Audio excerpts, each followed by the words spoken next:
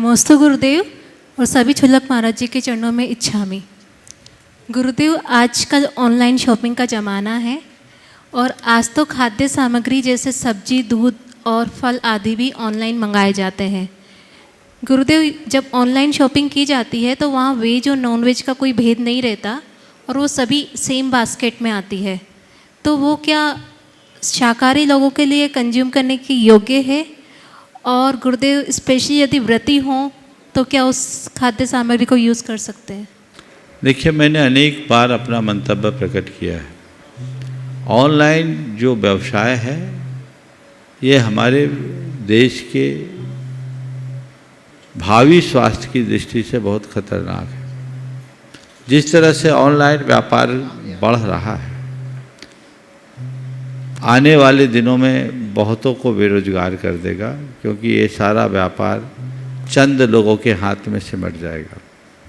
लोग अपने वैयक्तिक लाभ को देखते हुए, चूँकि सस्ता मिल जाता है, सुलभ हो जाता है, लोग शॉर्टकट अपनाते हैं, पर प्रकारांतर से वो सबको परेशान करने वाला है। किसी न किसी रूप में सभी को परेशान करेगा।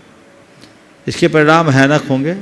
इसलिए मैं पुनः कहता हूँ कि आप ऑनलाइन चीज़ों को लेना कम करें, उन्हीं चीज़ों को ऑनलाइन मंगाएं जिसका और कोई रास्ता ना हो। ऑनलाइन में जो आपके नंबर्स दूसरों के पास जाते हैं, जो डिलीवरी बॉयज हैं, उन तक आपके नंबर पहुंचते हैं और उससे जो बातें उभर करके आ रही है और आए दिन जो दुर्घटनाएं हमारी समाज में घट रही है, ये बहुत गंभीर और चिंतनीय है। इसलिए पहली बात तो ऑनलाइन चीज़ें मंगाएं ही नहीं। सब लोग संकल्प लो, ताकि हम अगर कोई चीज़ ले रहे हैं, हमारे रुपये 2 रुपये का अगर अधिक भी लग रहा है तो कईयों का पेट पल रहा है। अब लोग आज तो सब्जी भी ऑनलाइन मंगाने लगे। अरे कितने गरीबों का पेट पलता था, उससे उनका रोजी रोजगार होता था। अगर इस तरह की प्रवृत्ति अपना ली जाएगी तो आने वाले दिनों में उनका क्या होगा? जिस तरीके की स्थिति बन रही है और ऑनलाइन बिजनेस का ग्रोथ जैसा दिख रहा है, वो लोग बोलते हैं 2050 तक तो बाजार ही खत्म हो जाएगा।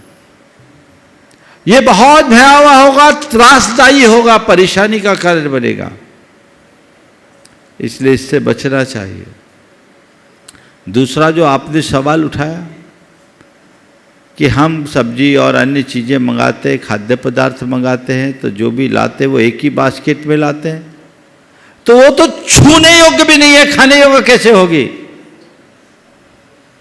इसलिए ऐसी चीज़ें तो मंगानी ही नहीं, चाहे वो मुफ्त में भी दे तो नहीं लेना। हम खुद जाए बाजार, घूम कर आए, उससे हमारी शारीरिक और मानसिक स्वास्थ्य की रक्षा होगी। ऐसी क्यों? उन चीज़ों को कतई नहीं मंगाना, ये महादोषप्रद है, इनसे बचना चाहिए।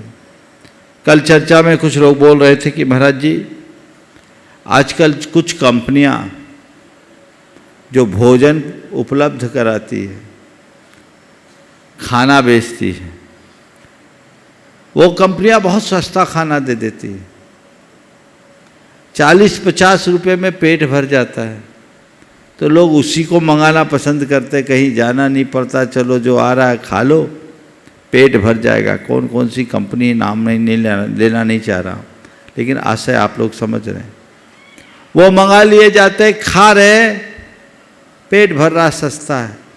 ये वेज नॉन वेज तो वहाँ है ही, लेकिन मुझे जब मैंने पूछा इतना सस्ता क्यों,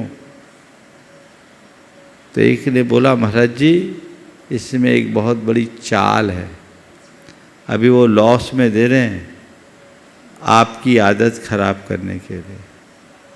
आपके जीभ को इतना चटोरा बना देंगे कि कल आप उसके बिना रहेंगे ही नहीं, और फिर आपसे मुंह मांगी कीमत वो वसूलेंगे, एडिक्ट बना देंगे, और फिर प्राय मैदा आदि से जुड़ी हुई चीज़ें आपको खिला खिला के आपके पेट का कबाड़ा करेंगे, अनेक प्रकार की बीमारियों से ग्रसित होंगे। इसलिए अपनी परंपरागत व्यवस्था की सुरक्षा करनी चाहिए, भूल करके भी उनकी उपेक्षा नहीं करनी चाहिए। ऐसी प्रवृत्तियों पर यथासंभव लगाम लगाना चाहिए। नमस्ते।